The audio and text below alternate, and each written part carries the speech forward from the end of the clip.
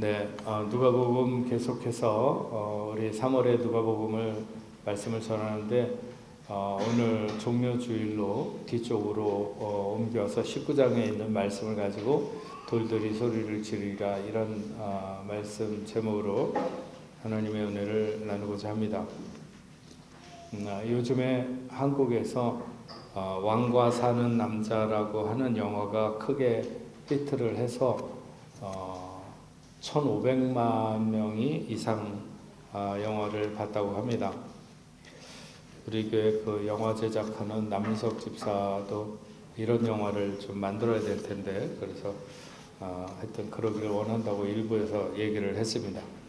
조선 6대 국왕으로 즉위하지만 숙부였던 수양대군에 의해서 왕위를 찬탈당하고 상황으로 물러났다가 그를 복위시키려고 하는 그의 신하들로 인해서 우리가 잘 알고 있는 사육신 같은 그런 사건이 일어나게 되고 강원도 영월에 청룡포로 유배를 갔다가 그곳에서 그 촌장이었던 어몽도를 만나게 되고 4개월 정도 함께 지내고 16살의 나이로 생을 마치게 된 그 단종의 이야기를 영화로 만들었는데 아마 크게 히트를 하는 것 같습니다. 아직 영화를 못 봐서 나중에 영화를 봐야 어떤 포인트가 그렇게 많은 사람들을 그 영화로 끌게 되었는지를 좀 알 수 있겠지만 작가와 연출가 그리고 연기자들의 탁월한 연기가 아마도 좋은 시너지를 내서 그런 영화를 만들지 않았나 이렇게 봅니다. 역사적인 사실을 고증해서 보여주는 부분도 있고 어떤 부분은 많은 상상력이 동원되어서 덧붙여진 부분도 있을 것입니다. 오늘 우리가 읽은 말씀 본문은 예수님이 십자가를 죽음을 앞에 두시고 예루살렘에 입성하시는 그 장면을 포착한 내용입니다. 예루살렘 동쪽에 위치한 감람산 기슭에 있는 갯바게와 베다니에 가까이 왔을 때 제자 둘을 보내시면서 주님이 말씀하셨습니다. 너희는 맞은편 마을로 가라. 그리로 가면 아직 아무도 타보지 못한 낙이 새끼가 매여 있는 것을 볼 터이니 그것을 풀어서 끌고 오라. 만일 누가 너희에게 어찌하여 그것을 푸느냐 묻거든 말하기를 주가 쓰시겠다 하라. 보냄을 받은 자들이 가서 그의 말씀대로 했습니다. 그래서 나귀 새끼를 끌고 와서 자기들의 겉옷을 나귀 위에 걸쳐놓고 예수님으로 그곳에 타시게 했습니다. 이제 감람산 골짜기만 내려오면 곧 예루살렘 성으로 오르면서 입성할 수 있는 곳에 이르게 되었습니다. 이때 이미 예수로 인해 어마어마한 사람들이 그곳에 모여들었습니다. 여기서 영화 시나리오 작가나 영화 연출가의 입장에 대해서 제자들의 마음을 한번 따라가 보면 예수님이 드디어 예루살렘에 입성하게 되는데 나귀를 타고 입성한다는 것은 아무래도 제자들에겐 좀 아쉬운 부분입니다.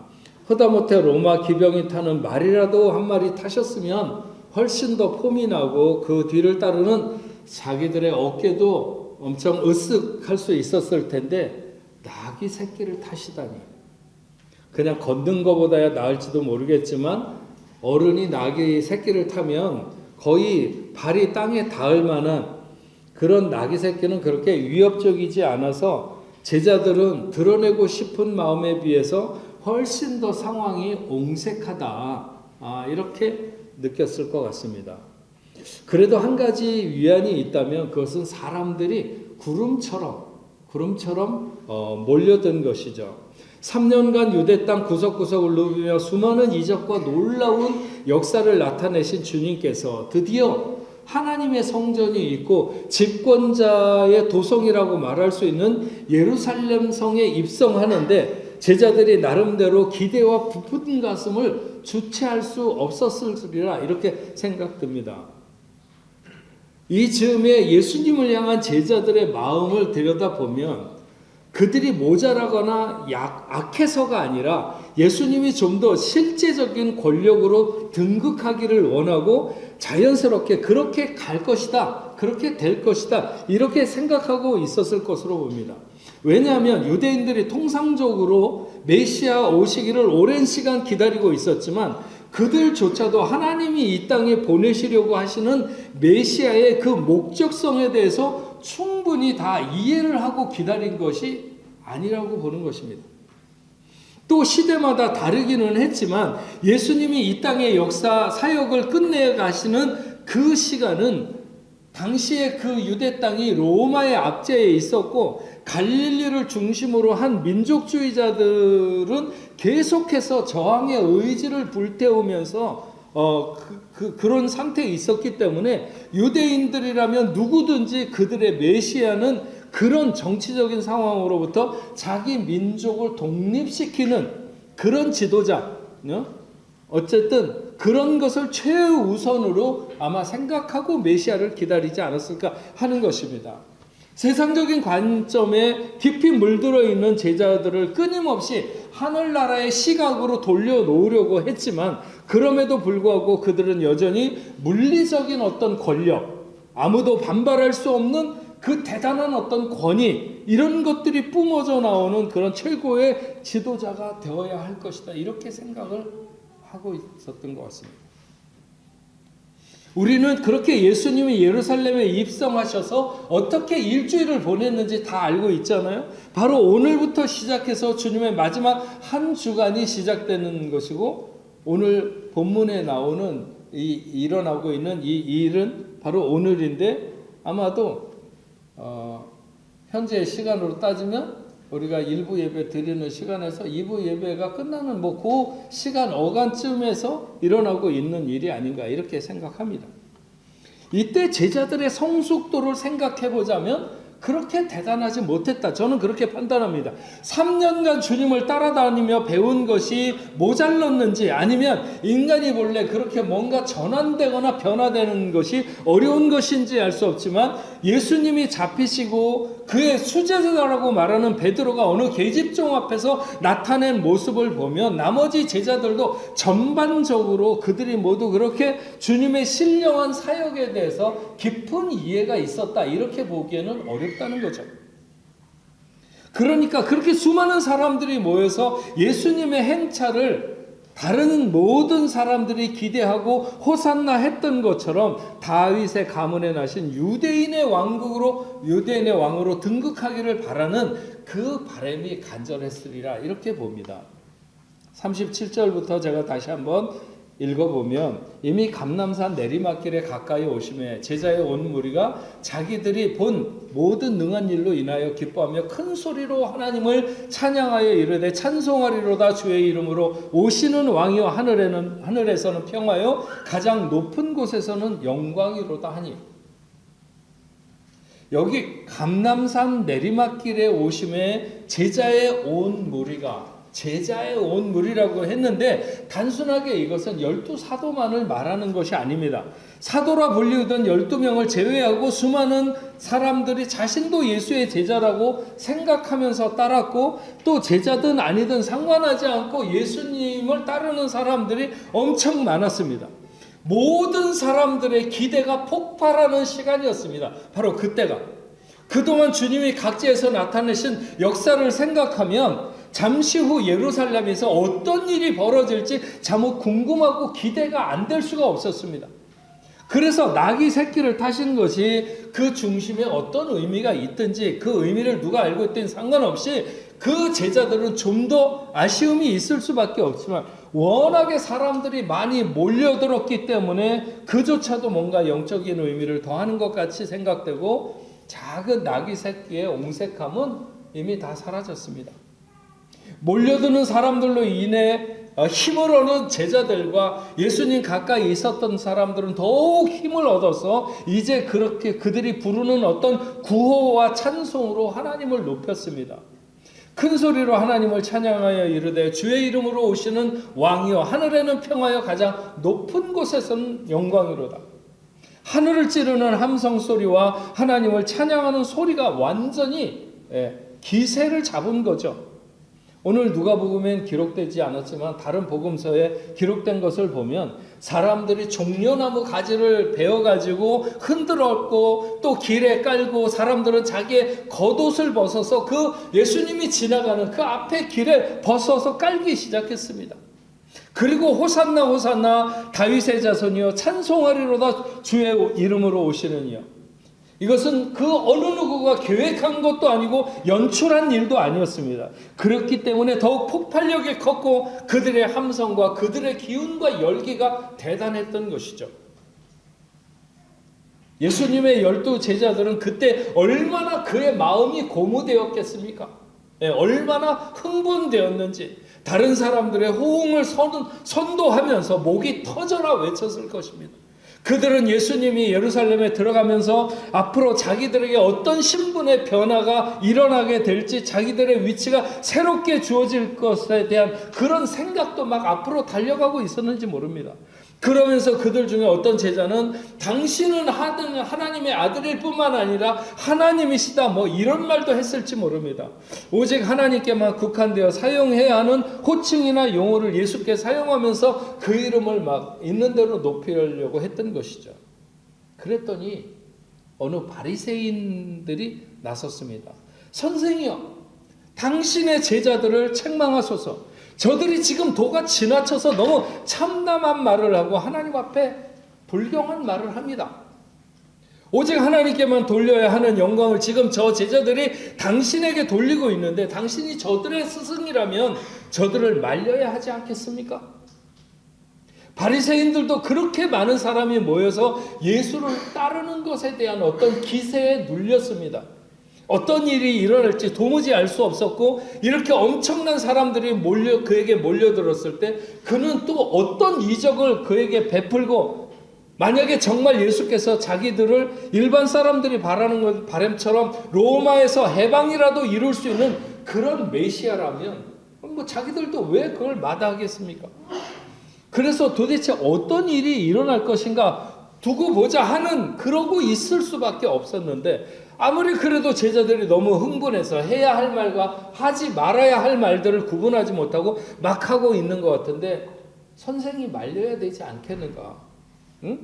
저들이 지금 하나님께 돌려야 할 영광을 당신에게 돌리고 있지 않은가? 이건 명백하게 잘못된 것이 아닌가? 그러면서 바리새인들은 예수님을 높이고 예수님을 찬양하는 제자들을 책망하라고 예수님에게 주문하고 있는 것입니다. 예수님의 제자들이 예수님께서 그렇게 입성하셔서 십자가에 달려 죽으심으로 인류를 구원하시는 구원 사역을 이루시리라 생각하고 그렇게 주님을 지금 찬양하고 영광을 돌리고 있는 것은 아닙니다. 자기들도 어떤 일이 일어날지 모르고 다만 예수님이 지금까지 나타내신 것을 보면 이 결정적인 순간에 뭔가 큰 일을 터뜨리실 것이 분명하다고 받아들이고 있는 것이죠. 예수님이 예루살렘에 입성하신 진정한 의미를 제대로 알지 못하고 있었던 것이 분명해 보입니다. 그럼에도 불구하고 그 모든 사람들과 더불어 주님을 환영하고 있는 그 사람들의 말이나 표현은 하나도 잘못된 것이 없다는 거죠. 마치 예수 십자가 위에 이는 유대인의 왕이라고 쓴 것과 똑같은 그 편말과 똑같은 것이죠. 마가복음의 표현에 있는 대로 보면 호산나 찬송하리로다 주의 이름으로 오시는 이여 찬송하리로다 오는 우리 조상 다윗의 나라의 가장 높은 곳에서 호산나 하더라. 많은 사람들이 자기의 겉옷을 벗어서 또 어떤 이들은 종려나무 가지를 베어서 흔들고 그것을 펴서 흔들면서 그렇게 펴는 것도 당연했고 그들이 부르는 소리도 당연하고 그들이 부르는 찬송도 당연했습니다. 그분은 정말 다윗의 나라로 오신 분이신 것이 맞습니다. 분명히 성경에 표현되지 않은 그런 바리새인들의 귀에 들리는 거슬리는 말들이 여기저기서 있었을 거예요. 저분은 정말 하나님이시다. 뭐 막 이런 얘기들. 그것이 무슨 말이었는지 정확하지 않아도 예수님을 높여서 찬송하는 말이 분명했을 것입니다. 그래서 바리새인들이 그렇게 나섰겠죠. 그랬더니 주님이 말씀하신 것입니다. 내가 너희에게 말하노니 만일 이 사람들이 침묵하면 돌들이 소리를 지르리라 하시니라. 세례 요한이 회개의 세례를 전파하면서 그런 말을 합니다. 누가복음 3장 7절에서 8절을 보면 세례 요한이 세례를 받으러 나오는 무리에게 이르되 독사의 자식들아 누가 너희에게 일러 장차 올 진노를 피하라 하더냐 그러므로 회개에 합당한 열매를 맺고 속으로 아브라함이 우리의 조상이라 말하지 말라. 내가 너희에게 말하노니 이르노니 하나님이 능히 이 돌들로도 아브라함의 자손이 되게 하시리라. 돌들로도 아브라함의 자손을 만들 수 있는 하나님은 사람이 찬양하지 않고 인정하지 않는다면 돌들로도 예수님이 왕이시라는 사실을 찬양하게 만들 수 있다는 것을 강조하는 말입니다. 저는 주님이 여기서 왜 사람들이 침묵하면 돌들이 소리를 지르리라, 돌들이라고 말씀하셨을까? 무슨 꾀꼬리 같은 새는 아니어도 동물 중에 하나라도 지명하실 수 있는데 돌들을 말씀하셨습니다. 예수가 모든 사람의 구주가 되시며 세상을 구원하시기 위해 세상에 오신 메시아가 되신다는 사실을 어떤 신실한 사람이 말한다고 해서 아니면 어떤 학문이 꽤 깊은 유명한 학자가 이야기한다고 해서 그것이 그렇게 인정되는 것은 아닙니다. 그리고 반대로 그것은 누가 그런 사실을 부정한다고 해서 부정당할 수 있는 것도 아닙니다. 세상 모든 사람들이 들고 일어나 그를 십자가에 못 박아 죽임을 당하게 했어도 그분이 인류의 구원자가 되신다는 사실을 지울 수는 없는 것입니다. 사실 오늘 종려주일에 수많은 사람들이 호산나를 부르며 예수님께 예루살렘에 입성하시는 것을 노래했지만 그들은 거리의 돌들과 그렇게 크게 다를 바가 없습니다. 그들이 정말 예수 십자가의 죽으심을 내다보면서 그렇게 환영했는가? 그렇지 않습니다. 그들은 예수님이 뭔가 최고의 권세와 능력의 자리에 오를 것을 예상하면서 그렇게 찬양하고 소리를 높인 거죠. 그러나 그렇다고 해서 그들의 말이 또 틀린 것은 아니었습니다. 그들의 말은 마치 돌의 말과 같았고 자기들도 다 깨닫지 못하는 것을 그들의 입은 노래한 것이죠. 알지 못하면서 말했지만 그리고 깨닫지 못하면서 노래했지만 그들의 말은 사실을 말했고 진실을 노래했습니다. 주님은 오실 때에도 이 땅에 오실 때도 베들레헴 마구간 세상의 가장 낮은 곳으로 오셨습니다. 변변치 못하고 낮고 천한 곳이었죠. 죽음의 길을 가면서 나귀 새끼를 타신 것처럼 그는 겸손의 왕으로 세상에 오셨습니다. 하지만 동방의 박사들도 경배했고 들의 양을 치는 목자들도 경배했습니다. 누가 뭐라고 하든 세상의 구주로 오셨으며 그래서 하늘의 별도 천사도 찬양했습니다. 십자가를 지시기 위해 마지막으로 예루살렘으로 입성하시는 주님을 돌 같은 사람들이 찬양했다 이렇게 봅니다. 그들은 그 십자가의 길을 가는 주님의 의미를 깊이 몰랐고 그래서 얼마 후에 그들은 같은 입으로 예수를 십자가에 못 박아야 된다고 소리를 지르고 난리를 쳤습니다. 호산나를 외치는 소리와 예수를 십자가에 못 박으라고 하는 소리 중에 어떤 소리가 더 기세가 셌는지는 모르겠지만 그러나 어떻다 할지라도 뭐가 달라지겠습니까? 예수님은 환호를 바라며 그 예루살렘의 성에 들어선 것이 아니라 사명을 위해서 앞으로 나가고 계신 것이었습니다. 구름같이 몰려든 사람들이 환호하는 것을 질색한 것은 아니지만 그렇다고 그의 기대와 깊이에 속지도 않으셨습니다. 예수를 비난하고 깎아내리는 바리새인이나 예수를 찬양하고 노래하는 사람이나 모두 자기가 십자가에서 구속해야 하는 죄인들이라는 사실을 주님은 아셨습니다. 만약 돌들이 소리를 지른다면 그 돌들은 오직 사실만을 말할 뿐 거기에 그 어떤 기대도 어떤 배신의 여지도 있지 않을 것입니다. 오늘 우리가 주목해야 되는 것도 예수께서 예루살렘에 입성하신 그 진실된 목적이 무엇이었는지를 아는 것이고 그 깊이를 아는 감사와 그에 따른 경외가 있어야 할 것입니다.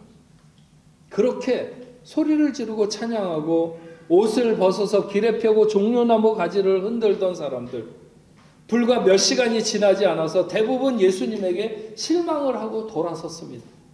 자기들의 기대와 같지 않은 이유였던 것이죠.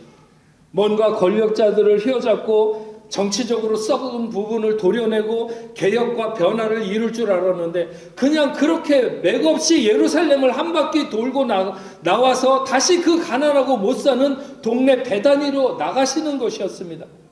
자기들의 기대와 바람이 뒤틀어질 때 사람들은 예수를 죽이기로 작정하고 살기를 품고 돌아섰던 것이죠. 그래서 그토록 짧은 시간에 수많은 사람들이 정치인들을 압박해서 예수를 죽음의 자리까지 몰고 가게 되는 것이 아니었습니까? 앞에서 얘기한 왕과 사는 남자에서 어몽도는 나중에 단종이 되는 그 이홍이 그 왕을 처음엔 그렇게 좋아하지 않았죠. 그냥 배고픈 자기 마을 사람들에게 좀 굶지 않고 살아가게 할 목적으로 유배지를 자기의 마을에 유치하려고 노력해서 유치했는데 그렇게 해서 그곳으로 유배를 온 단종의 어떤 성품에 빠져서 백성들을 사랑하는 그의 마음을 이해하게 되면서 그를 돕게 되고 그러다가 그가 죽어서 버려졌을 때 만약 그의 시신을 거두거나 장례를 치르는 자는 삼족을 멸하겠다고 하는 세조의 언명이 있었음에도 불구하고 그 이홍의 시신을 수습한 것으로 역사는 전하고 있습니다. 오늘부터 고난주간이 시작됩니다. 예수님이 사역하시면서 여기저기에서 수많은 이적을 나타내시고 병든 자를 고치실 때 예수님의 제자로 그 곁에 있는 것 괜찮을 수 있습니다. 여기저기 수많은 사람들이 따르고 또 예수님이 기적을 베풀고 그래서 환호할 때 예수님을 따르는 것도 나쁘지 않습니다. 오늘 예루살렘에 입성하시는 그 시간까지도 그렇게 많은 사람들이 환호하고 노래를 부르고 예수님을 따르는데 그때 주님 곁에 있는 것도 괜찮겠죠. 그러나 고난의 시간은 그런 시간을 지나서 주님이 학대받는 자들 앞에 홀로 남겨졌을 때 십자가를 지고 골고다를 향하실 때 그리고 그분이 십자가에 정말 달리셨을 때 그 고난의 시간에도 그분의 말씀과 함께 그분과 함께 할 수 있는가 하는 것이죠. 그리스도인에게 고난이 중요한 의미를 갖는 것은 고난이 결코 고난으로 끝나지 않는다는 사실입니다. 그리스도의 고난은 항상 영광으로 끝나게 되어 있습니다. 그래서 고난의 시간을 잘 견디고 이긴 자가 부활의 기쁨과 그 영광의 주인공이 될 수 있는 것입니다. 한 주간 동안 여러분 성경 필사하시고 그리스도의 삶을 깊이 묵상하고 나를 향하신 그분의 사랑이 더욱 깊게 느껴지는 그래서 내가 그의 십자가에 함께 하심으로 그의 부활의 시간에도 함께 할 수 있는 그런 여러분들이 될 수 있기를 바랍니다. 돌들이 소리를 지를 수 있다는 것은 그분은 찬양과 영광을 받으시기에 합당한 분이신 것이 분명하지만 오늘 우리를 위해 가장 깊은 고통의 자리로 나가셨다고 하는 것을 저와 여러분이 잊지 않고 또 한 주간 동안 경건하게 그렇게 생활하는 여러분 되기를 주의 이름으로 축원합니다. 우리 같이 오늘 말씀 생각하시면서 이 땅 위에 오신 하나님의 본체 십자가에 달리사 우리 죄를 사하셨네. 하나님이 그를 지극히 높여 모든 이름 위에 뛰어난 이름을 주사 우리 예수 이름 앞에 절하고 모든 입이 주를 시인해 영광 중에 오실 주를 보리라 선포해 왕께 만세 존귀와 위엄을 찬양해 왕의 왕께 만세 주 예수 하나님 우리 같이 찬양하겠습니다.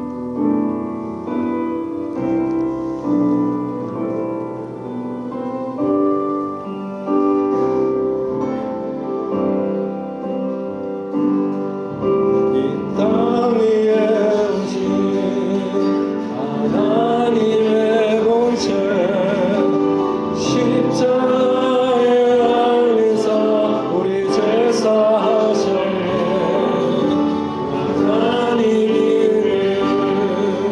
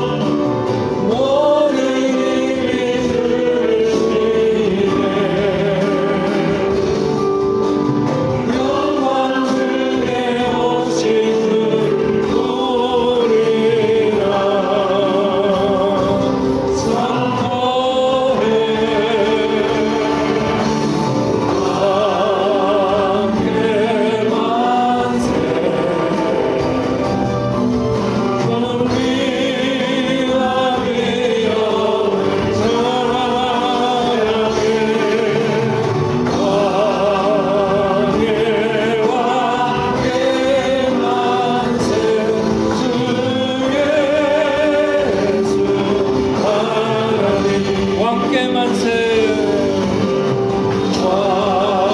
함께 만세 존귀하리 왕을 찬양해 왕의 만세 주 예수 하나님 아버지, 오늘 종료주일에 저희들 하나님의 말씀을 생각하며 정말 예수님께서 예루살렘에 입성하실 때 그 수많은 사람들이 몰려들어서 호산나를 부르며 종려나무 가지를 흔들며 그의 겉옷을 펴서 길에 펴며 그렇게 하나님을 찬양했지만 그러나 그런 함성들은 얼마 시간이 못 되어서 예수를 십자가에 못 박으라고 하는 소리로 또 변했습니다. 어쩌면 길가에 있는 돌들이 소리를 지르는 것이 더 정확했을지도 모릅니다. 아버지 하나님, 정말 부활의 영광은 고난의 깊은 시간을 지나지 않고는 결코 일어날 수 없는 일인 것을 저희가 잘 압니다. 죽음을 이기고 그 무덤 너머에서 새로운 생명을 시작하게 하신 그 예수 그리스도의 놀라운 은혜를 우리가 바라보면 오늘 아버지 하나님, 묵묵하게 어린 양처럼 고난의 길을 가신 주님이 우리의 삶에 묵상되고 우리가 조금만 억울해도 살지 못하고 조금만 손해보아도 못 견디면서 이 시대를 살아가는 우리가 아닌지, 과연 예수의 이름으로 나는 어떤 희생을 할, 어떤 섬김을 할 그런 마음의 자세를 가지고 오늘 살아가고 있는지 다시 한번 돌아보게 하시며 이번 한 주간도 그리스도의 묵상이 깊이 묵상되어 내 삶에도 예수의 흔적이 남고 예수의 모습이 나타나는 그런 삶을 살아가는 귀한 역사가 있도록 주님 도와주시옵소서. 오늘 당신의 사랑하는 자녀들 하나님 앞에 서며 귀한 예물을 구별하여 올려드렸습니다. 11조로 감사 예물로, 선교 헌금으로, 주일 헌금으로 여러 가지 목적을 안고 하나님 앞에 올려드린 이 예물들을 하나님 받아 주시옵시고 하나님의 나라, 하나님의 뜻을 위하여 온전히 사용되게 하시며 저들이 이 땅에 살아갈 때 필요한 모든 것들을 공급하시고 하나님의 놀라운 역사가 저들을 따를 수 있도록 주여 도와주시옵소서. 혹시 자녀들 중에 질병이나 아버지 하나님 여러 가지 어렵고 힘든 문제로 고통받는 자녀들이 있다면 하나님 찾아가 주시옵시고 예수 그 능력의 이름으로 명하시사 모든 질병이 물러가게 하시고 깨끗이 낫는 귀한 역사가 있도록 주님 역사하여 주시옵소서. 아버지 하나님, 저 땅 끝까지 이르러서 복음을 증거하고 있는 모든 선교사들과 그 사역지에도 하나님 함께하여 주셔서 오늘도 하나님의 나라가 계속해서 전진하는 귀한 역사가 있도록 주님 도와주시옵소서. 아버지 하나님, 오늘 새가족반을 수료한 그래서 우리 뽕래포교회 식구들이 된 하나님의 귀한 자녀들이 있습니다. 이 시간에 다 나오지 못했지만 우리 이곳 예배에는 이주윤, 박준백, 이보금, 안치환, 김준아, 한승현, 구미나, 김효진, 김지수, 이희정, 강영민, 최윤희, 아버지 하나님 사랑하는 귀한 자녀들 하나님 함께 해주시고 하나님의 은혜가 늘 저들 삶 가운데 머무는 귀한 역사가 있도록 주여 도와주시옵소서. 특별히 오늘 처음으로 새가족에 함께 예배드린 이혜진, 전진, 전선, 박서영, 김현겸 아버지 하나님 귀한 자녀들 위에도 은혜로 함께하여 주시옵시고 오늘 어떤 이유로 이곳에 함께 예배드리게 되었든지 하나님 저들의 삶을 추적하시며 가는 곳곳마다 하나님 동행하시고 저들의 삶을 통해서 큰 영광 받아 주시옵소서. 흩어져 있는 우리 뽕래포교회 식구들도 모두 하나님 지켜주시고 돌아와 같이 하나님 앞에 기쁨과 감사로 예배할 때까지 저들을 인도하시고 지도하여 주시옵소서. 이제는 우리 주 예수 그리스도의 은혜와 하나님 아버지의 크신 사랑과 성령님의 감화 감동으로 교통하심이 오늘 하나님 앞에 나와 예배하는 당신의 사랑하는 자녀들과 저들의 가정과 직장과 두고 온 고국에 세계 만방에 흩어져 복음을 전하는 모든 선교사들과 그 사역지 위에 이제로부터 영원토록 함께 있을지어다. 아멘.